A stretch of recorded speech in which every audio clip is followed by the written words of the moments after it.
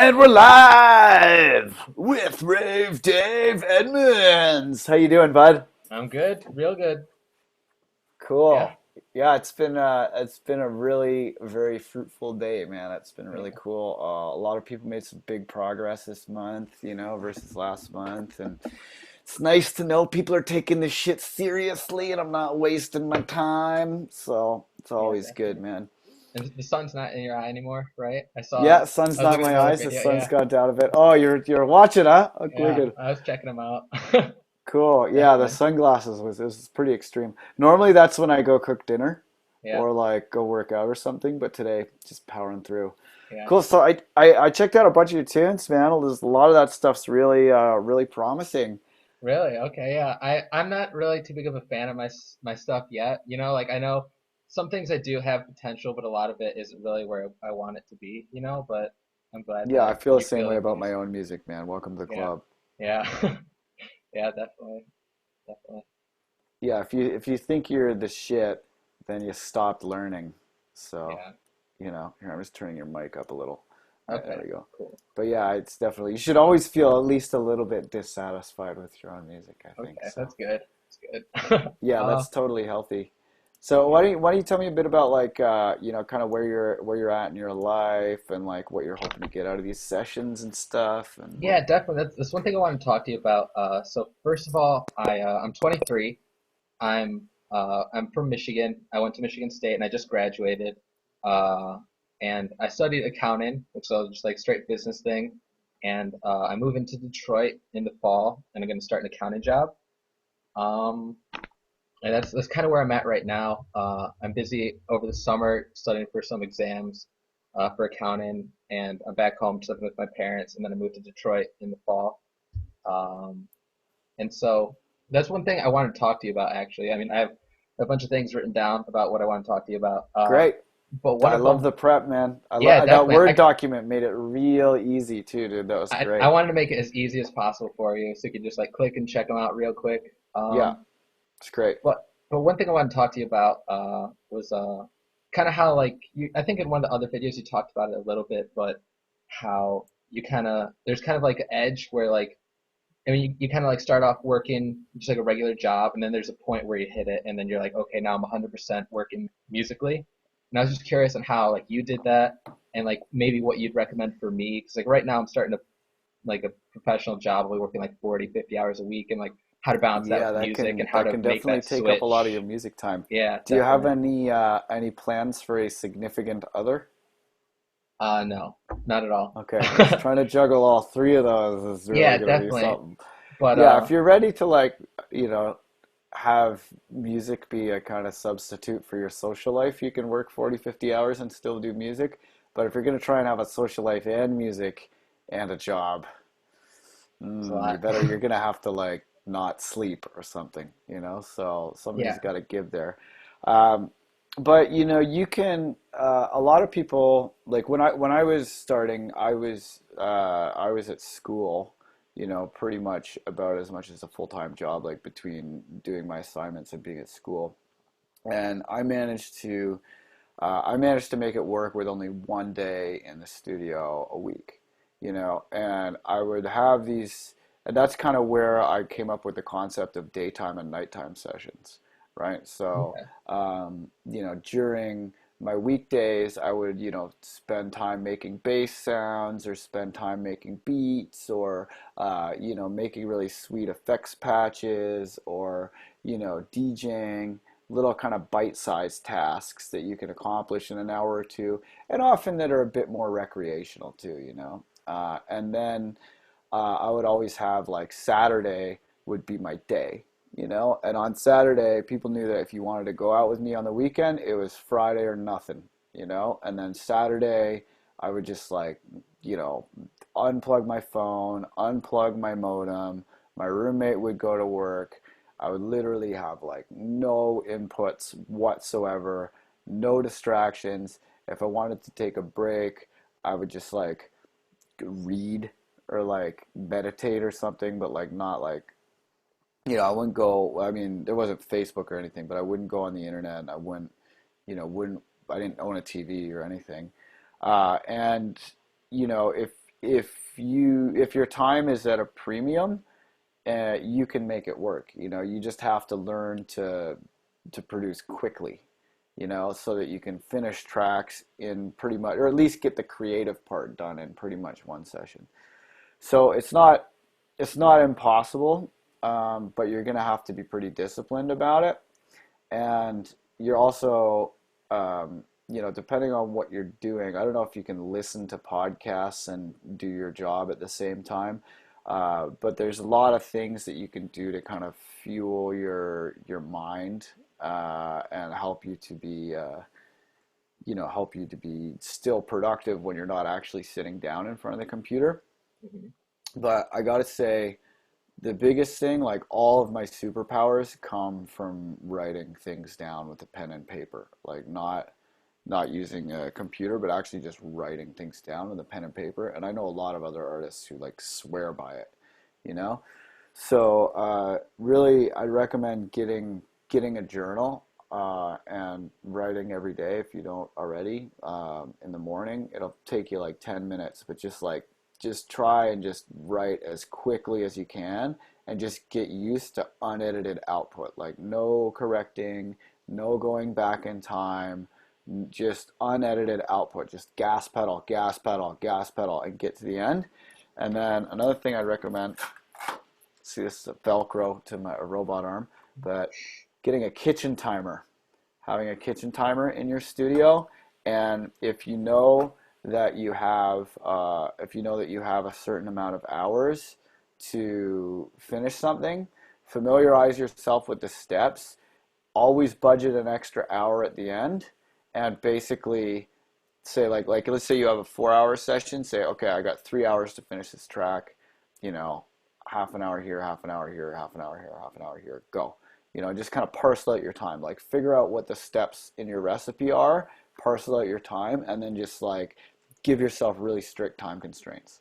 You know, and usually you end up going all the way to the end of your time and maybe over, but just having that like ticking clock both on your desk and in your mind is going to help you to just get through it quickly. Because I mean, if you really like, I mean, if you're working 40, 50 hours, you probably, like, realistically, you have like one studio day a week, Yeah, or so yeah. yeah, really just fine tuning that workflow is important. Your sound design and your mixing are pretty decent. They're Really. they're they're definitely pretty decent, man. You got good sounds in your tracks, and your mixes are pretty balanced. Even in the unmastered clips that you sent, the mixes sound pretty balanced. Okay, that's good. So that's pretty good. You got good ears, and you know your way around pretty straightforward sound design. So I think probably, the main areas that I can really see for improvement are just kind of um, some of the tracks. It kind of feels like they're a little bit more, like the phrases are a little bit more articulate than others. But those two new ones, like, I mean, I don't want to say too much, like drum step maybe and stompin' with three N's. Yeah, Judging by those track titles, those are works in progress, right? yeah, definitely, 100%. Yeah. Okay, cool. So I don't want to say too much about that, but No, go for it. I mean, it's kind of with those songs, they kind of pass like I know you had like the 20 or 30 hour rule, and it kind yeah, of passed those. Where it's like, more of a guideline, but yeah, but it's kind of like it's kind of so it's. I did it like a month ago, and so it's already so far distant. So when I listen to it, I'm like, it's good, but I don't know how to make it better, and like I'm just stuck in this bubble. I don't want to like touch it. And so like, yeah, that's a problem. See, you should yeah, always be ready to make drastic fucking changes at any yeah, point, right? okay, yeah, Like never, because this is why I tell people not to make MP3s. Because as soon as you make MP3s, you listen to that MP3 a bunch of times without the ability to edit, and suddenly it's all just static, uh-huh, you know? So this is why you got to work quickly and finish it all in one go, and don't make MP3s. Like okay, until the creative part is done, you don't need anyone's input, you know? yeah, Like definitely, it, and this is where the writing in the morning comes in, is like training yourself to just be like fucking eye on the finish line and just gas pedal the whole time. You know, don't stop to edit. Don't stop to second guess yourself. Don't stop to ask your friends' fucking opinions. Don't ask my opinion. you know? Okay. Yeah. Like, don't Yeah. ask my opinion. Just be like, hey, man, because I mean, it's your track, you know? You need to know how to do the creative part. Like, I can help give you exercises and stuff that can make you start from zero in a more informed way.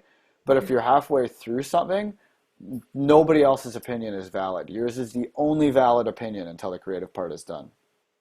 Nobody else can tell you how to tell your story.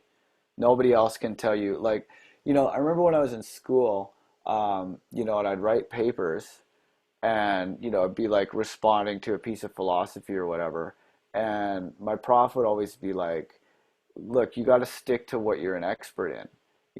Are you an expert in most people? Have you studied most people? Do you have statistics to back up your opinions on most people? And you'd be like, oh, well, no. And he'd be like, or, people say, really? Who says? Have you read every single thing there is to say about this book? No. And it's like, speak to your expertise. What you are an expert in is your own interpretation of the text. Only you are by definition the world's leading authority on your interpretation of the text. So tell me about that. That's what you're an expert in. That you can speak with the highest authority about, because that can only come from you, right? Yeah. So, when you're making music that's trying to, like, let's say you were trying to copy a certain genre template or whatever. Yeah, then, things can be better or worse and blah, blah, blah, if you're like trying to make a specific genre or whatever. But I would advise pretty much any musician to not try to make a specific genre, because especially when you're just starting out, because by the time you get good enough at that genre to compete with the reference material that you're using, the music moves so fast, and it's going to be like you're making some sound that's like 3 years old that nobody cares about anymore. Yeah, definitely. Actually, I wanted to talk to you about that. I'm pretty sure that's one of my questions, but I feel like if you listen to all those tracks, like some of them have kind of like a tribal like feel to it or tribal drums in it, kind of like it's kind of I if I could do anything, if I had like a ton of skill and I was able to make whatever type of genre I'd want, like make a new genre, I'd want it to be like an Aztec tribal, but at the same time like bass music type of music. I when I described to my friends like what I'd like it to be, I would say it'd be like aliens traveled back in time and went to like the Aztec days and gave them a bunch of instruments, and then the aliens and the tribal people all like jammed out together. That's what I'd want my music to This sound like, is you great. know? That's a Yeah, very, very clear. That's a very, very clear mission. kind of manifesto. Yeah. And like most people don't know what their own story is. Hmm. Like most people or most students that I have, they're still figuring out what it is that they want to say, Yeah. and in order to make a narrative that's interesting, in order to have a story that's interesting and that's going to spread an idea that's going to capture people that they're going to want to talk about, you, you need to have that distilled down to a core kind of concept and a core manifesto. So how long have you had this vision? I mean, it all started. I mean, Electric Forest is in Michigan. It's like 2 hours away, Yeah. and so I've been to that. The first time I went was like 2011 when it was the first year they did it. And I just remember one moment. I don't even remember who was playing. I think it was like Vibe Squad or something. But it was nighttime. It was my first outdoor festival, and I just like I looked around. There was just like everyone was all like in glow sticks. I was like all like just like raved out and like there was awesome music going, crazy lights and everything. I looked around and I just got this like emotional feeling like I feel like I'm in this like Aztec village and I'm with my tribal people and we're all just getting down to like some like monk like wizards up on stage and it was just this crazy feeling and I'm like I would love to give that to people, but not even just like anyone playing can give that feeling, but I want that tribal feeling to give that to the crowd. So like when they're dancing, it kind of like feels like they're just like back in time. It's like it's kind of hard to describe because I don't think No, people I know the really. feeling. I've been Yeah, to some music festivals before and yeah, ingested my share of psychedelics. I know yeah, exactly what you're exactly, talking yeah, about, bro. yeah. Okay, cool. Yeah, and so that feeling, I want to kind of like give that back to the crowd, like what I felt and like had my mind blown. I want to just kind of give that back. And I don't know, tribal music, even though like I don't listen to like a ton of it myself, like that's kind of like a vibe I'd love to give to Okay, the audience, you know? Cool. All right.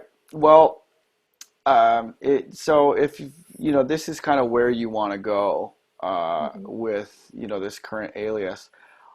Rave Dave doesn't exactly convey that. I know So that's I just kind think of you need to start making a list of names yeah, 100%. Yeah, that's just and kind of the just name writing them friends call me. down, text them to yourself on your phone. Maybe it's a notes file, whatever it is, but you know what the identity is now, and it's just figuring out how to express that as elegantly as possible. That's a big thing. Hmm. But definitely, I mean, if you gotta go fucking, Hunter S. Thompson and tape a tape recorder to your head or whatever the fuck you gotta do it, but just make a list, and you should probably have a couple hundred names before you pick. Okay, definitely. Okay, so make a list. But that's very cool that you have that identity. You have that identity formulated so far. Now, I'm not getting that from your music. Yeah, I mean, a lot of it isn't like that. Like, there's a couple loops I made. It's kind of more recent that I've tried it. Like, I mean, I love just like heavy dubstep. Like, I love that. That's like what I love going to shows for, and I'd love to make that as well. But only recently have I kind of like tried to go for that vibe, and so that's why some of those loops kind of sound like that. And the thing is, I don't really know what tribal music sounds like, which I guess saying that out loud, I kind of need to explore that. But two, another thing I was going to ask you is I'm not sure how to make tribal like conga drums and taiko drums and the muscle drums like the drum and the snare fit all with the bass. Like those three things seem to take up my low end, and I just every time I try, it Yeah. just kind of gets muddy. So I'm not sure of how to make that all fit Okay. together. Well, that's not so difficult. I mean, have you ever played an instrument physically with your hands? Just like my friend's guitar and stuff like that, and like keyboards and stuff. But Do you have any MIDI controllers in your house? I have a like 2 octave MIDI keyboard and Does it have pads or just keys? just keys. But I have an MPD 32. Oh, great. Okay, cool. So, getting a lot of those uh, kind of big drums to sound like tribal drums to sound like really big is not necessarily like it's not necessarily about the sub. It's usually about like what's called a polyrhythm, which is where rhythms are counting in like multiple numbers at once, right? So really learning how to like how those rhythms work and how to create a polyrhythm and how to actually like vibe out and play shit with your hands, that's probably worthwhile. Now, there's a million of these sound libraries that you can get that have all these super sick drums and like the really big ones. You want to get like taiko drums, like the big Japanese, like the ones with the sticks. The like giant, Yeah, timpanis or yeah, whatever, yeah. Japanese timpanis. So definitely look up taiko drums. Also koto, like Koto. And there's actually this artist called Koto who did a bunch of kind of like tribal electronic taiko like house music like in the 90s. It's really really cool. I'll have to check that But out. finding like immersing yourself in these different recordings and really like exploring polyrhythm and rhythms from around the world and learning to actually like play even like basic rhythms. You can edit them from there and make them fancy, and finding material to sample is, I think, probably a really really worthwhile endeavor. But if you look up or like look up Mickey Hart Planet Drum, that album is really cool. He's a drummer from the Grateful Dead, put together this fantastic album of just it's pretty much like all percussion album, you know. Really. So, but looking up like that, like Kodo and a bunch of just like because a lot of people have explored, making music where the drums are the lead, Hmm. and if you watch some videos about how these world rhythms interact, um, you'll be able to learn enough to at least be able to program beats that kind of follow some of these principles. But I would definitely like sampling is probably going to be your best bet when you start, And then as you progress, start working your way into being able to play some of these sample libraries. But Native Instruments, they make these libraries for Contact that are really, really cool, where the bottom few notes are phrases, and then as you come up to the higher levels of the keyboard, you get one shots. So you can be playing like phrases with your left hand and then jamming like improvisations over top of them with your right hand, right? And then that makes it so um, so that like the phrases, everything always comes in and out in on time, and then you can create the variation by either re-triggering the phrase with your left hand, triggering different phrases with your left hand, or adding little rolls and whatever with your right hand, right? So learning to play those on the piano would probably be a good idea, but there's a lot of those libraries for Contact that are really, really nice. Like the West Africa one is awesome. Okay. Um, Yeah. so learning your way around those and everything, and then like once you get to the once you get the hang of kind of what it feels like to play, and what you're kind of looking for in terms of the builds and everything, um, you'll be able to make increasingly original beats that are like that. But really, I think sampling is going to be your best bet right away. Like if you haven't played, because a lot of those rhythms are it's hard, man. Yeah. But the easiest rhythm that's like that is where you do three in one hand and two in the other. Okay, and that's basically like a lot of that. That's kind of like the simplest possible polyrhythm. So I'll play it on either sides of my head, right? So you'd go like together, one, one, one, together, one, one, one. So it's like boom, boom, boom, boom, boom, Kind of like a boom, ba-dum, Moonbaton boom, boom, beat. ba-dum, boom, boom, like that. Yeah. So if you can learn how to do that, right, and practice that rhythm like on a table, on your pants or whatever, get so you can do it with your hands first, and then start going with your fingers and going like bump, ba-dum, bump, bump, ba-dum, bump, bump, and then try different fingers like bump, ba-dum, bump, bump, ba-dum, bump, bump, ba-dum, bump, until you can do it with every finger combination on both hands, right? Then once you can do that, you'll be able to just kind of like move that rhythm around the kit and move it around your MIDI controller. But it all comes down to together, one, one, one, together, one, one, one, right? And that Okay. rhythm, you can just have like two sounds and have that rhythm, and it's danceable. That's like the basic polyrhythm of all of it, right? Okay. So learn how to play that rhythm and listen for these polyrhythms in some of that music. But seriously, just straight up chopping that shit up. Like get some of those things and get some of those albums in like wave quality. Just look up people who've made albums of sick drumming, and when you start cutting it up and warping it, flipping it backwards and all that stuff, you're probably going to get the sound that you're going after pretty quick, because people have like spent a long time producing those records to sound great. Don't worry about illegal sampling until you have money for them to take, right? Because the Yeah. rule the rule is, if you can demonstrate that someone has profited by sampling your copyrighted material, you can take that money. You can give them a cease and desist right away if you want, but you can't. You have to demonstrate that they've profited directly from the material that they've stolen for you in order for you to take it, right? So if you're just like minimum donation zero on SoundCloud or on Bandcamp or whatever, doesn't matter. There's nothing for them to take, Okay. right? Cool. So it's just not worth their legal. Like they have to have enough money that it's going to be worth paying a legal team, you know? Yeah. So unless you have enough money that someone else is like, I could pay my legal team with that, no one's going to, doesn't matter. Like it just Okay. doesn't matter. Cool. So you're probably best off just finding a bunch of these records and sampling them.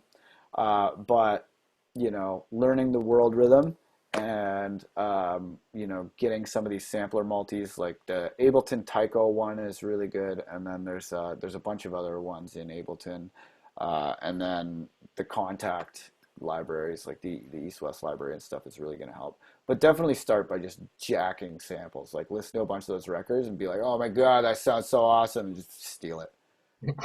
For sure. Awesome. Awesome. Yeah. So also, I think I get this feeling that a lot of your tracks you're treating as learning exercises. Hmm. Now, that's cool and it's good to learn, but it's important to have confidence in your ability to make a good track, right? Now, you have good sound design, you have good mixing. You could, your finished tracks, you could send off to mastering, but really having the confidence to treat your music seriously.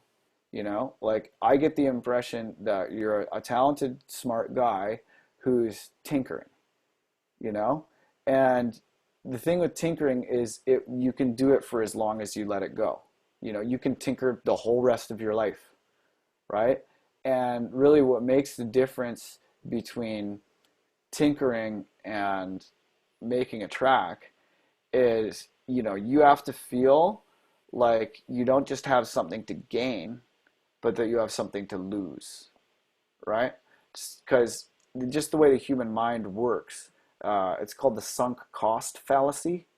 Yeah, Uh, yeah, yeah, yeah. Basically, it's worse to lose something than it is good to gain it, right? So when you're making these tracks, you need to basically, don't be approaching it like, oh yeah, if I work hard, maybe I could be a producer, maybe I could make a track, maybe I could gain that. You need to be like, I am a producer. I am talented. I am making great music with my time.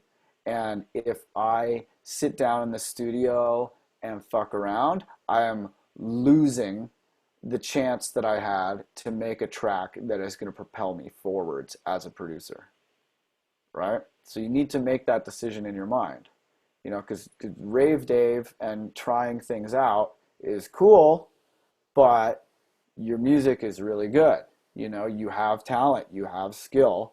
It can be more than that if you make that switch in your vision. And you have a vision that you very clearly articulated to me just now.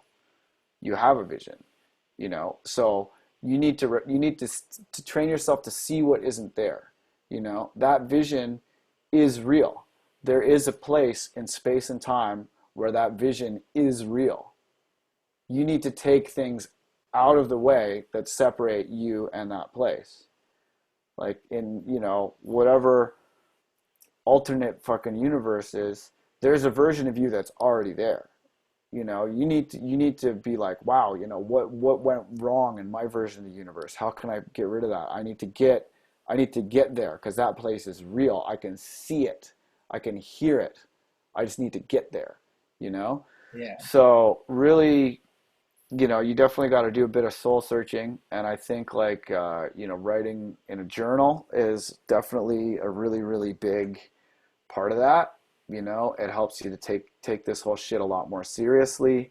And, writing in a journal helps you to align what you want most with what you want in the moment, right? And I think like, your time for studying and trying things out, like you got it down. I can show you a bunch of technical stuff, but that's not really the area you need to work on. You need to work on taking the shit seriously, and you need to work on really, making your tracks closer to your vision, and you need to figure out what you're going to call it and Yeah. start staking out the social media, staking out the web domains, et cetera, et cetera, et cetera. So, making a list of a couple hundred names and, like listening to all these records is really, really important. And in terms of the inputs that are going to help you to create output, don't look at other people who are trying to do the same thing as you. Don't look at other electronic musicians. Don't look at people that you're in competition with. Don't look at your contemporaries. Listen to like fucking Beethoven. Look at like a Salvador Dali painting and be like, how can I make music that sounds like that? you know immerse yourself in the truly great, truly timeless pieces of art, and be like, this, electronic music culture is just the context within which I'm going to convey that level of greatness.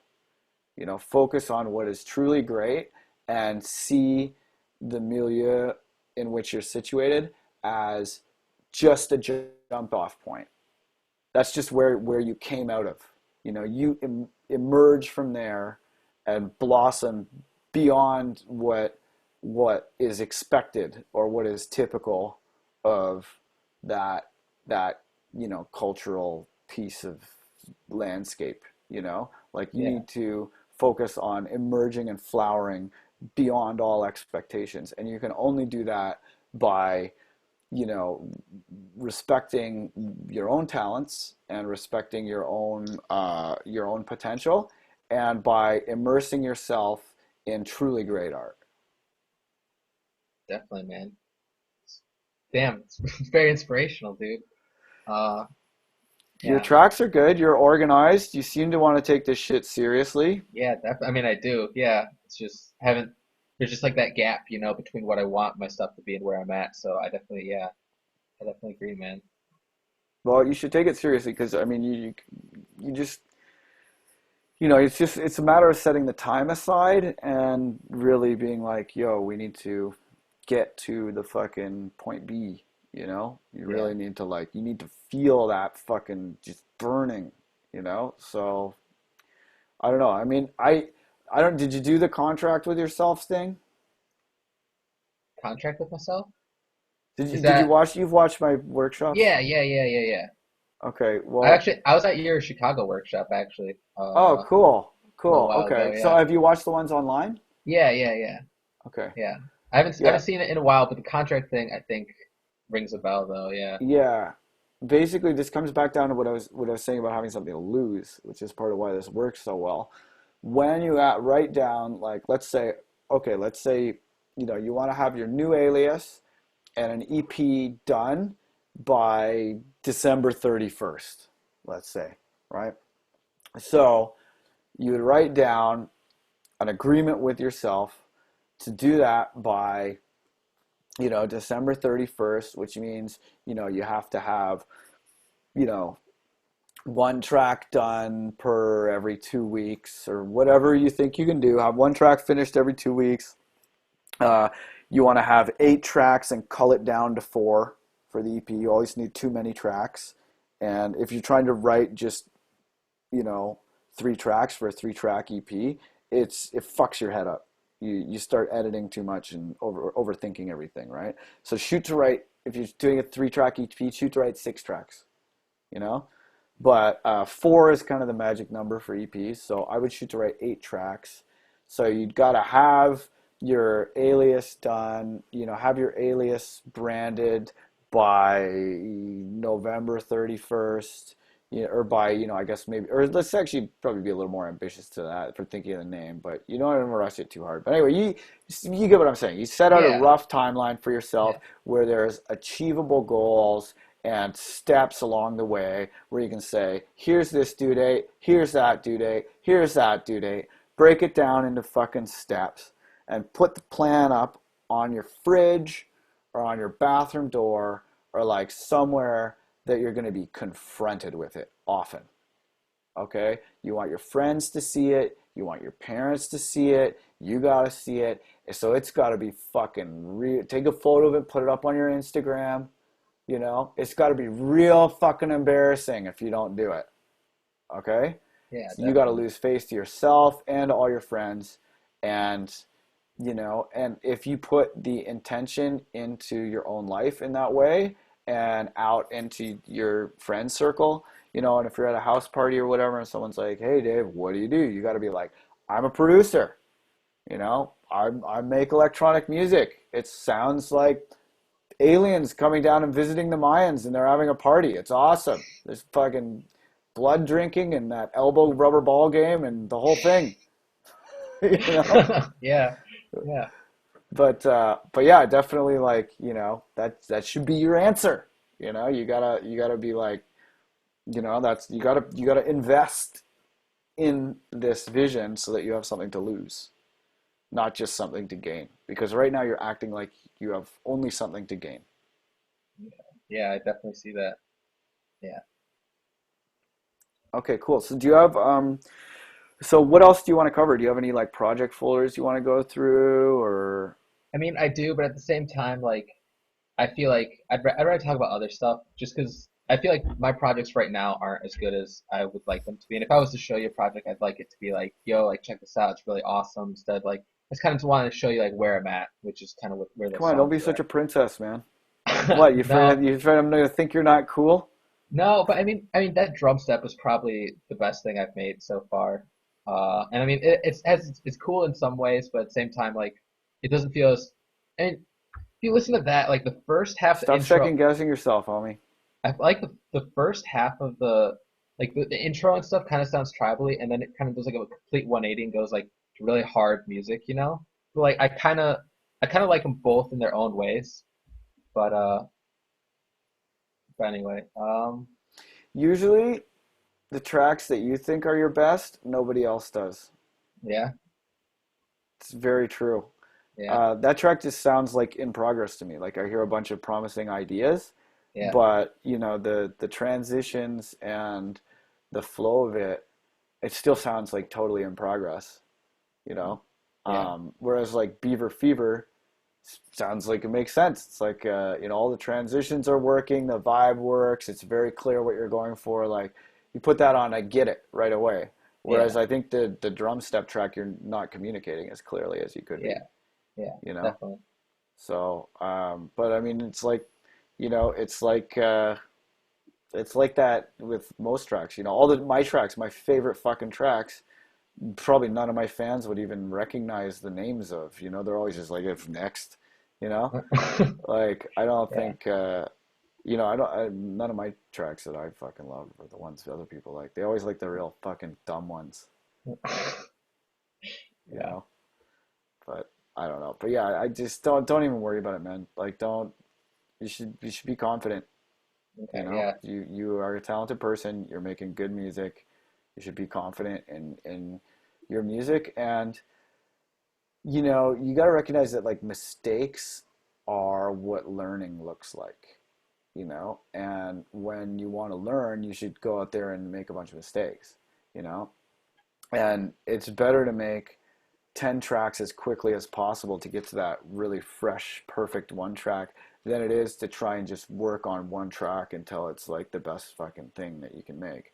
If you make 10 of them and you find one where it comes out in one piece and it's all fucking clean and you're like, oh, that one's just head and shoulders above the rest, yeah, then work on that one for a long time after you've got it to stand head and shoulders above your other tracks. Yeah, then maybe put in another 3 or 4 sessions to just making it as good as you possibly can. But if you sit down, you're like, this is going to be the best track that I've ever made, and it has to be this one, it's not going to work. You're just going to end up spinning your fucking wheels, and you're not going to, you know, like if you start with the details, you don't know that the whole picture is going to be a good picture. Your details might be great, but it doesn't matter until the whole picture is good. Yeah. So work on the big picture, making a lot of them, and then you find the one and go in.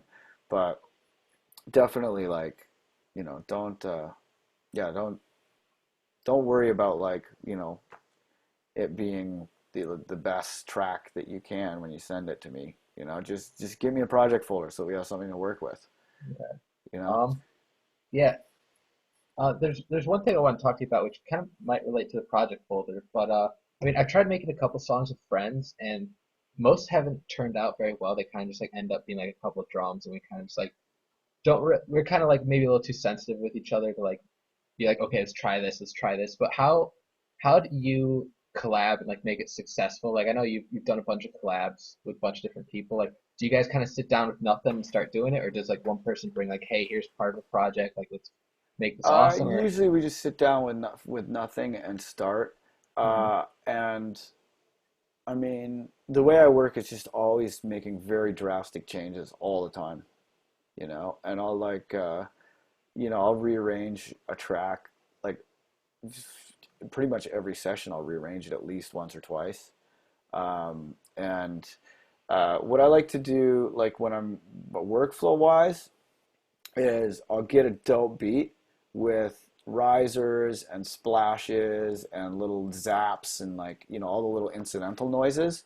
I'll build that up first, right? Then I'll get a really sick chord progression, sometimes two really sick chord progressions, and just get it so like even with a piano sound, like a basic piano sound or a basic guitar sound, it sounds great, right?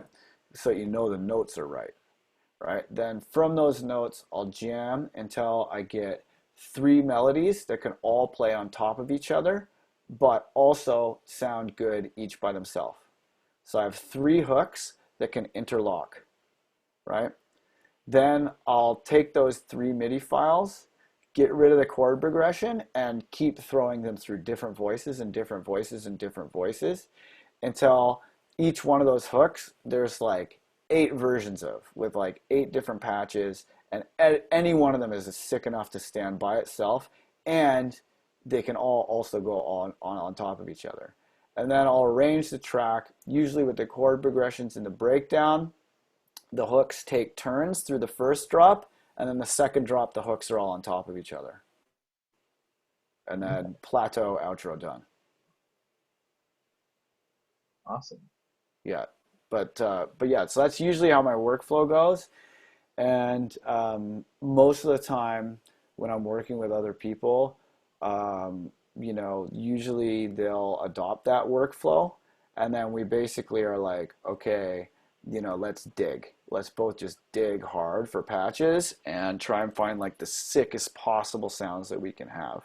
And it'll be like one person is working on the main session while the other person is digging or rendering samples or whatever, and then we'll take turns, and then that person will drive while the other person digs. So the second session on the second computer, that's where you're just like running those MIDI files through every single patch you can get, digging through fucking vinyl samples, sampling movies and shit, or YouTube or whatever. So it's like one person digging, one person arranging and composing, and then you just switch and switch and switch and switch. So beat first, then one, maybe two chord progressions, and then try and get three hooks that are each sound good on their own, but also interlock and can go over the chord progressions. So you can have 4 melodies at once. And if you can make it sound sick with 4 melodies at once, you're stoked, you know. So, and usually those melodies will have like holes. Like one will be like dooba doo boop, booba doo boop. And the other one will be like space, doo doo doo doo, doo doo doo doo, doo doo doo doo. And like they'll all kind of like jigsaw checkerboard into each other, Yeah. right? So you get these 3 melodies that can all checkerboard into each other, and then beat for the intro, chord progression for the breakdown. First drop is just bass and one of the hooks. Then maybe a second hook comes in, or the first hook goes away and the second hook comes in, right? And then breakdown will usually be the chords again, but with hook number 3. And then hook number 3 builds up to hooks 1, 2, and 3, and the chord progression and everything. And Okay. then you just rock chorus out and then space it out. That's usually how it works. Definitely. Awesome. Okay, cool. So do you have any other questions or anything? I mean, some of these are pretty quick. I have an MPD 32. Do you recommend? I mean, my friend recently sold his MPD and he got an APC 40, and he got the Mark One. I was looking at the Mark Two. Do you have any recommendations? You think I should get the Mark One, The Mark Two? MPD and the Mark II are completely different controllers. The Or the APC is for controlling clip view, like session view in Ableton, and the MPD is for playing an instrument, Yeah. right? Personally, I don't really use the APC that much. It's cool. I use it to like turn my master up and down a lot, and I use it to solo and mute channels, but that's about it. Like Yeah. it doesn't really see a whole lot of action. It's not that great for DJing. It's, I mean, it's cool for launching clips, but it's like it's better to use a push or a launch pad because they have an 8x8 grid.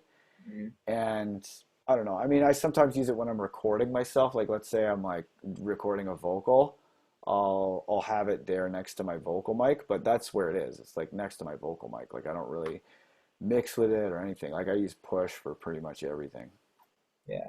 So are you a big fan of Push? Would you Yeah, recommend that? huge fan of push. Yeah. Huge fan of push. Yeah. Do you feel that like helps you kind of like get your ideas down faster? Especially melodically. Yeah. Yeah, push is Okay. huge. So much more useful than an APC. Yeah. All right. That's cool. Yeah, it has all these like limited scale modalities and stuff where you can like pick a scale and get rid of all the bad notes. It's amazing. Did you find it was hard to kind of like get used to that, or did you kind does it it's pretty like built in pretty quick where you can like learn It's it pretty pretty quick? understandable. You just watch some YouTubes, watch the Ableton YouTubes. You'll pick it up in no time. Okay. Awesome. Awesome. Yeah, but yeah, push is very cool. APC 40. The only reason I bought an APC 40 was because people kept asking me to make a template. Yeah. Okay. So do you have any other questions on your list? Yeah. One. I mean, I don't know if you kind of noticed like with that drum set song, but sometimes in my workflow I'll make like usually I'll make the drums first, and then I'll make a bass, and I'll kind of go through my bass and be like, okay, this one's dope. I throw it on my drums. I kind of like sidechain it a little bit. I'm like, okay, it fits in cool. I start jamming with that, start playing different notes and stuff, and then I kind of just get stuck with this one bass and my drums, and it's hard for me to kind of like go beyond that. How Start do you? with a chord progression Okay, yeah, because definitely. here's the thing, and this is a problem a lot of people end up with, is their ideas are successive generations, right? So instead of being a one parent family, they're like generations down the line of ancestors.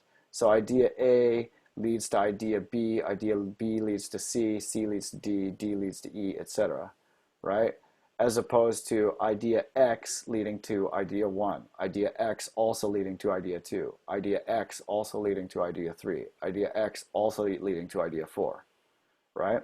So if you have the chord progression creating what's called the harmonic rhythm, right, which is basically the rhythm of the chord changes, right, that's your backbone. And then from there, you generate each idea to match that chord progression. Then you can just delete the chord progression if you like, or just have it in one section. But every single other idea, because they're based on the chord progression as opposed to iterative, is like or sorry, as opposed to like generative, I guess. You know, they all match the one. They all match the one idea, right? Okay. They all match the original. So there's not like children of children, I guess. Yeah. Okay, I get what you're saying. Yeah, I haven't really tried that, so I definitely should give that a shot next time. Yeah, it makes your life a lot easier because most of the time people will not like every idea in the chain of generations. And then you end up with these gaps where you're missing generations and then the ideas don't fucking go with each other anymore. Yeah, definitely. Uh, These are all great questions, man. I love how prepared you are for this. Like the really? amount of Okay, good. Yeah. preparation you've put into it, you're getting way more out of your hour than you would if you didn't prepare. So Okay, you're yeah, I definitely wanted to prepare, man. One thing, this I guess this might depend on how each person produces, but one thing I noticed some with your songs and some with just in general is like how do you use your reverb? Like do you kind of just use one instance? Do you put it on a channel or do you use sends with it? And oh, do you there's tons. There's yeah? tons of reverbs. Do you ever like Usually stack reverbs? I'll have two different reverb sends for sounds that I want to group in the same space. And then a lot of the time I'll have insert reverbs. Sometimes I'll have an insert reverb with like erosion or something after, and then that goes to another reverb later. Okay, Sometimes I'll take reverbs and I'll give a sound a ton of reverb and then sample it and cut the tail off so that it has a sharp ending and the reverb is just part of the tone of the sound. Uh, I use reverb all different ways. I'll make risers out of reverse reverbs, all kinds of stuff. Okay, So, cool. so yeah, it gets used all different ways. But usually I'll have one tighter reverb that I use for, drums and other sounds that I want to be like not all the way up front. Like I like to keep my main muscle beat kicks and snares totally dry, Yeah. right? And then, like let's say there was a layer of hand drums. I might put a little bit of reverb on that as opposed to the totally dry sub kick and sub snare. And then in the background, like my pads and stuff would have a longer reverb, that was like more in the background. Because the closer sounds are to you, the less reverb they have, and the more of the very top and very bottom of the frequency spectrum they have. And then the top and bottom go away, and the reverb comes to the fore as the sounds are further and further away until it's just this like just mid-range, just a little bit of reverb, you know? So you can kind of use that to like psychoacoustically give depth to your mix. Hmm. Okay, and what about like your basses? Do you ever put reverb on those? Because I usually tend to keep the muscle dry and the bass pretty dry, but I was just curious, and maybe like you maybe Yep. put reverb on your bass. Yeah. Yeah, I use reverb on the basses sometimes. A Reese sounds really good with reverb. Like if you listen to the beginning of Expanded, that's like a super gnarly Reese bass patch, but I made it far away and put lots of reverb on it, and it's just like super ominous and like fucking spooky and shit, you know? Okay. Yeah. So I do reverb like that, and then a lot of the time, like I was saying with the sampled reverb where you cut the tails off, I'll print like you can get really cool bass sounds if you take like a really harsh bass and then kind of like blur it with a reverb so that the tone isn't quite so harsh, but it still has lots of high and mids, and then sample that. And then when you hear the reverb being pitched around in a sampler, like the whole frequency spectrum moves and it sounds really fucking like your ears like, whoa, that's not natural. And then having that like harsh stop when you stop the note makes it not natural. Because like having those big long tails on your bass notes, the big reverb tails, that usually doesn't sound the best unless you're in a breakdown. But you can have reverb in your bass if you sample it and make sure it doesn't have those tails. And then you can also like you can sharpen a reverb again by adding some erosion or other bit crusher or other distortion effects, But reverb, I like to think of it like the smudge tool in Photoshop, you know? Like Okay. it's not just for space. Like you can blur things with it. Yeah. Awesome. One thing. We're on the subject of reverb. Your track, have dreadlocks will travel. Like one Yeah, one thing I really like about that is like it's you an you old ha one. yeah, it's no, I love it though. But there's two things I really like about it because I'm kind of going for this like tribal feel. There's kind of like these vocals that sound tribal, and I really like that. And I can't tell if they're like a reverb, but then you kind of have this like I don't know if it's a bass sound, but to me it sounds like a thunderstorm like really far away.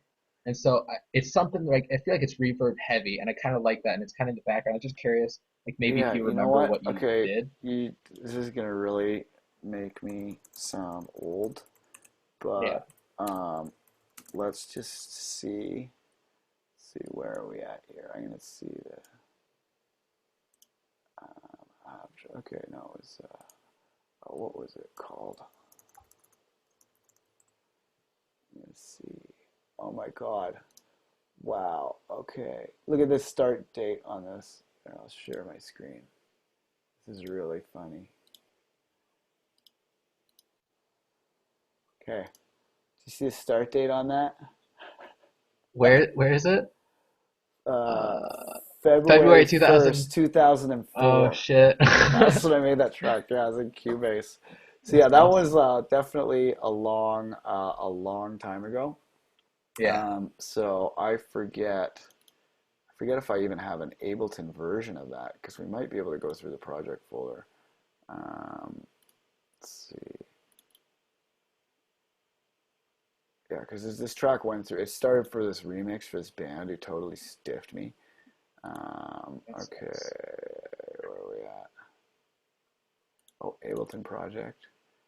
Oh my God, here we go. Nice. Ableton 19 mixed down. Okay, cool. Now we can open it up and we can answer any So, questions you have. This is going to be a fucking mystery to me though, and it's probably going to be missing a lot of samples because I used to use Contact a lot back then. Yeah. So we'll see how much of this project opens, but at least the data will be there. Okay, what are we missing? That's not too bad. It'll probably still Yeah. sound reasonable.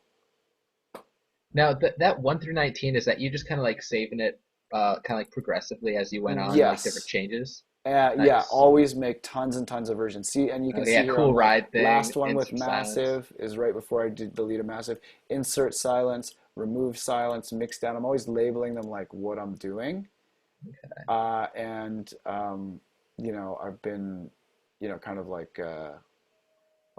it's then you have lots of versions and you can always go back. Oh my God, did it load?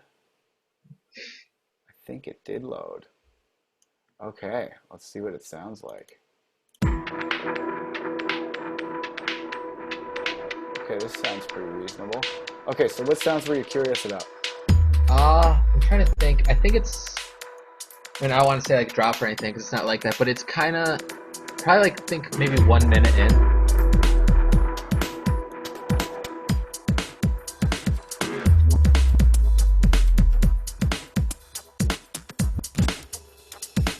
Oh no!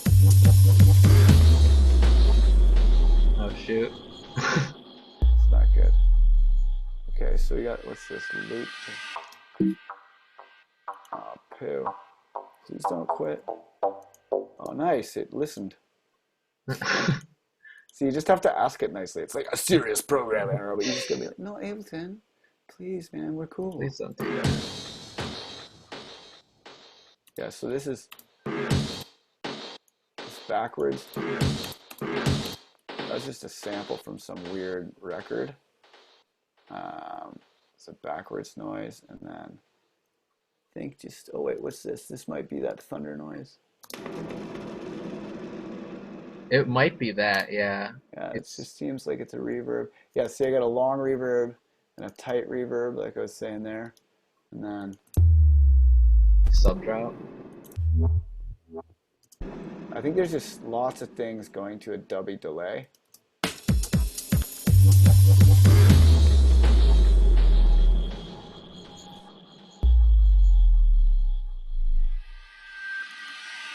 Yeah, and you can see this delay. You see how I cut the highs and lows off to make it far away? Okay. Like that, I really like that vocal too, whatever that is. That was actually a Muslim call to prayer. Really. From they let people know that it's time to face Mecca Yeah. and give praises. But yeah, I wanted to have kind of like I wanted to give it kind of like just like a international kind of feel. Yeah. And then we'll see what this was. It's just little risers and stuff. Wow, I can't believe this thing loaded. Okay, cool. Any other questions you have about this project file? Not really. It's awesome to look at it though. It's sweet. Um, yeah, not really. I was just curious about that vocal and then that reverb. Yeah, yeah. There's definitely like there's a lot of reverbs on here. Here's another mixdown thing that I like to do is this is an exciter, right? And what an exciter does is isolates just the very top frequencies and then applies some distortion to just the very top frequencies. And then you get that like listen to it with the exciter. Or sorry, listen to it. This is just the exciter. Can you hear it? It's probably pretty quiet. Yeah, no, I can hear it. Yeah. Right? So then this is the track without the exciter.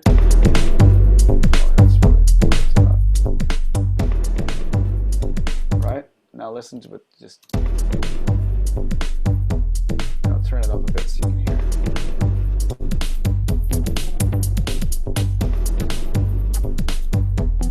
You see how it sounds a little dull without it, and like Yeah. all those little ghost notes aren't coming through. But that's what's giving the drums that like crispy textures. So are you sending everything individually to that? Yeah, the different channels have like send A's exciter, so you can see the different channels have different levels of exciter.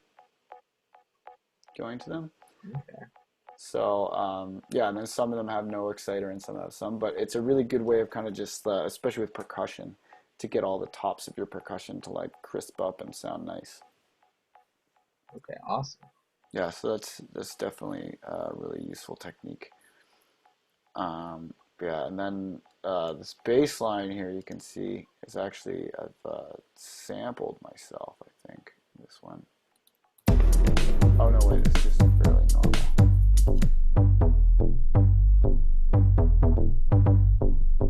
Oh yeah, here you can see I like samples, two samples.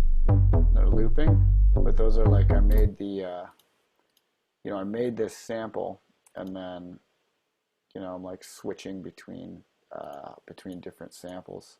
Here you can see that they're split in terms of key map. So like different keys will turn.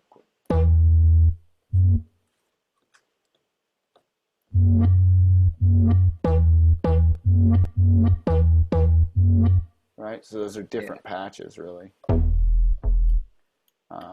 But yeah, and then it's sampled. So a lot of the time, I'll design the sound in MIDI and then sample it, and you can see like, a lot of these are all just, sampling myself and sampling myself, because it just makes your life a lot easier to work with samples of your own material.